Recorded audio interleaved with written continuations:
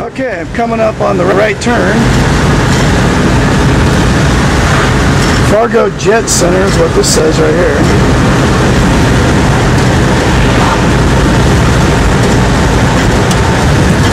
Approaching right turn, 20th Street North.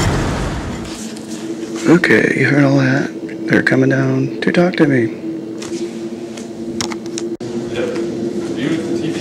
Yes. Oh, yeah, how you doing? Good. My name is Doug Bickford. Jody Fisher.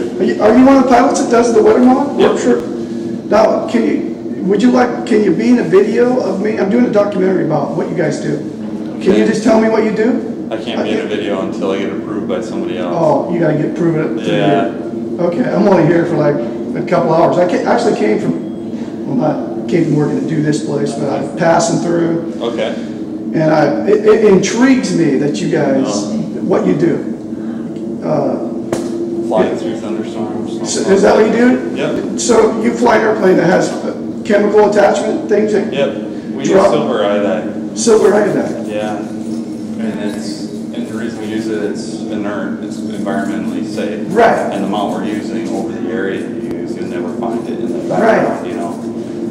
Now, but it burns, and when it burns into a crystal form. Mm-hmm. It looks just like an ice crystal. So when Right. you put it in the cloud, the water says, hey, it's one of my own, and it attaches to it and freezes. Okay, so it makes clouds basically. No, it makes ice.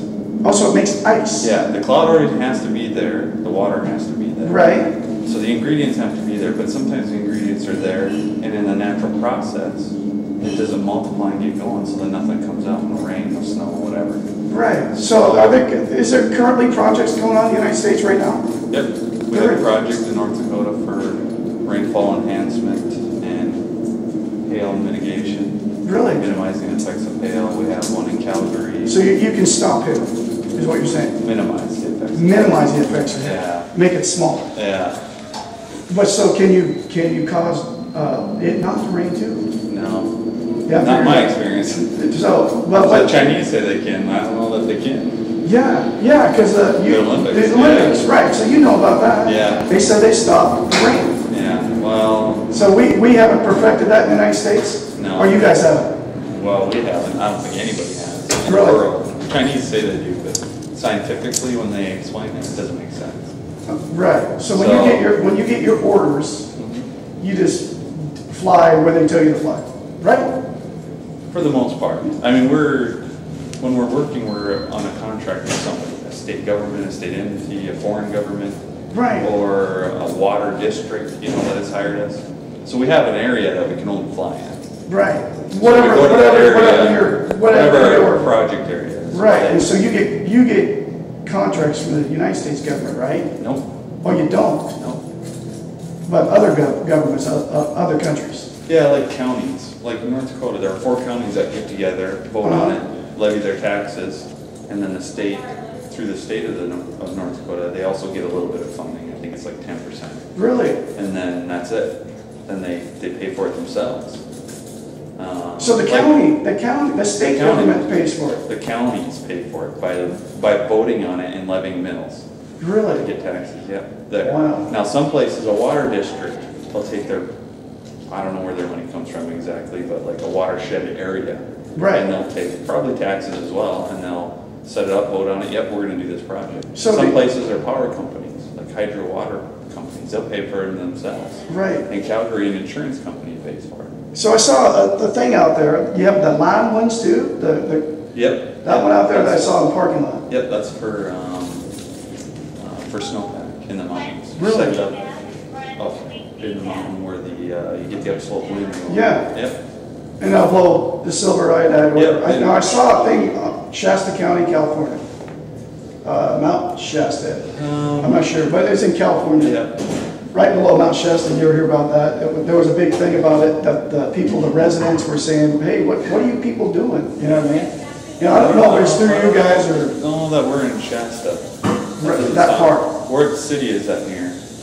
Or be the Redding, California. That's north, right? Northern California.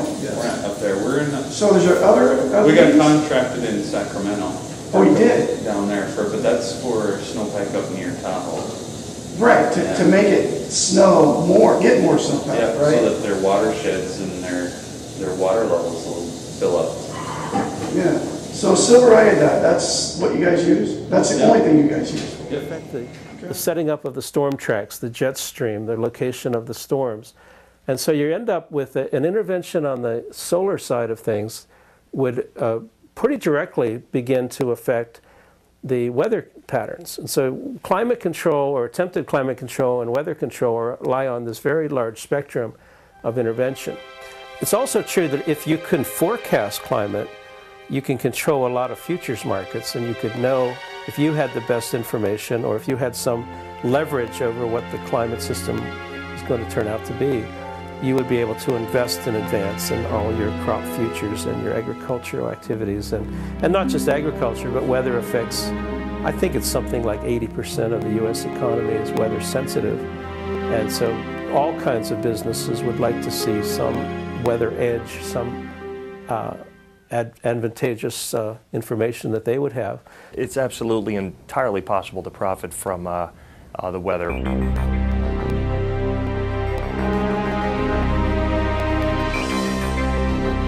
My name is Michael Agney. I'm an independent trader.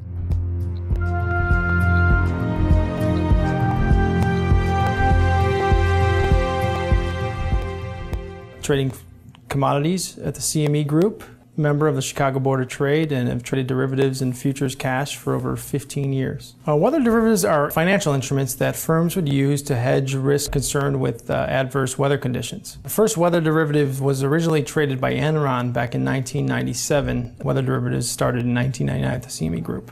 Big utilities, reinsurers to hedge against hurricanes or tornadoes or flooding, some sort of catastrophe, hedging against a cooler summer or a warmer winter. Let's just say I was insuring a product for $5 million, no matter what it was. Let's say if I was a utility company, a farmer, whatever it was. Let's say I had $5 million worth of crop, but I can do derivatives that are worth double that amount, and I can control the effects to where I collect on the insurance that's worth $10 million as opposed to selling the crop for $5 million. Yes, I could definitely profit from that. 2010, 2011, Southern Illinois, Missouri, those, you know, we had a high peak of tornadoes and those types of adverse weather conditions definitely raised the price of commodities as well as drove the volatility, which also raises the price of commodities. You're going to make more money if a crop fails.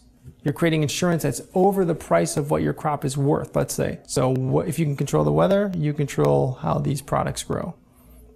And if you had an insight to how these products were actually seeded and what products you use to actually grow those items, corn, soybeans, and you can control that market, it's unlimited profit potential if you can control the weather. If you want to send, cold into the Midwest, you buy up pipeline capacity, you buy up options on heating and cooling degree days, you buy derivatives off of rainfall. There are mechanisms that you can make hundreds of billions of dollars annually and defray a huge chunk of the cost of this just on the Chicago Mercantile Exchange, playing with derivatives in the weather market. Weather derivatives are basically, you're betting that there's going to be a weather disaster, and you're betting that it's going to occur within a particular time frame in a particular location, and then, the money that you put up basically is like a bet. It's like a wager, saying that this incident's going to happen here, and then when it does happen, there's a big payoff. And that big payoff is something that motivates people to continue to participate in this kind of thing and maybe even feed the very process that's causing the bad weather to happen. Particularly if there's a connection between the people that are seeding the clouds and the people that are making investments. This is a new opportunity. It's a new tool for investors.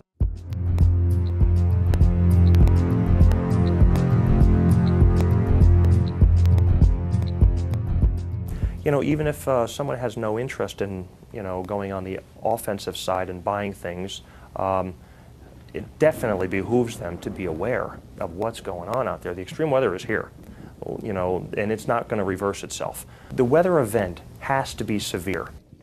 Ionospheric heating, in fact, these instruments, when they were first utilized, which is in the former Soviet Union back in the 70s, they started out then, they still call these ionospheric heaters because in one mode of operation, you can literally create above this instrument on the ground, you can heat an area up to 30 miles in diameter in the ionosphere. So you heat it up, and by heating it, it literally raises it. So then imagine this column moving up several hundred kilometers out, and then the lower atmosphere begins to rush in and fill that vacant space, that void. And as a result, you're altering pressure systems for quite a distance, which of course alters the weather. You're also able, if a jet stream is coming in the air, you're able to alter its course. And if you alter a jet stream, even a small amount, then the swing factor on the other end, you can move it.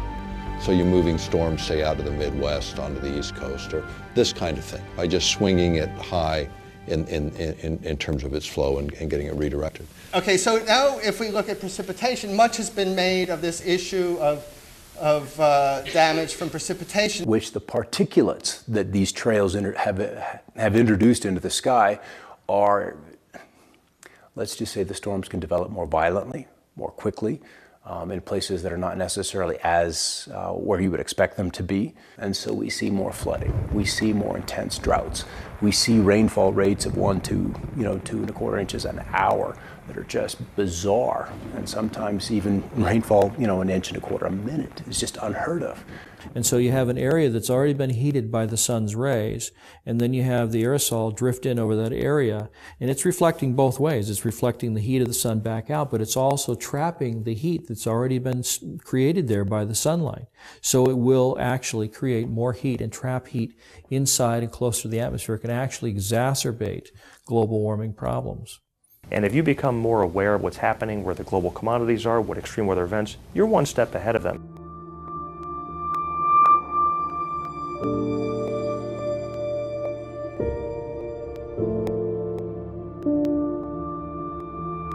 The nature of the risk and our ability to respond to the risk is much greater in the case of the scenario that might involve large-scale regional agricultural disruption lasting a number of years. So the agenda was drought. The agenda was to kill the storm, at least in that one particular spot. You see a tremendous and significant loss of property and crop production. Many times this will cause farms to go out of business.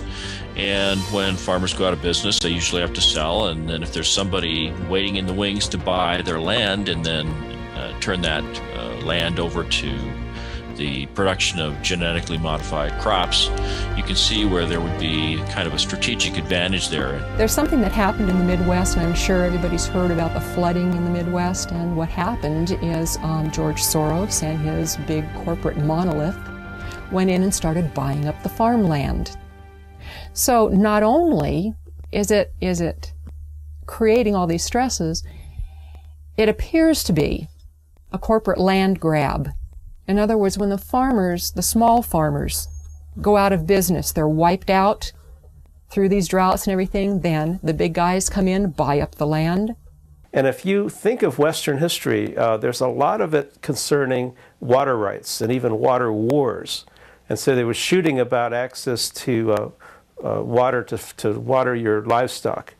And now people are thinking, or at least the people who are involved in weather control sometimes think about the river of moisture above our heads, and geez, if we could just tap that. But that too is a water right that would involve access to people that felt that maybe they had prior rights.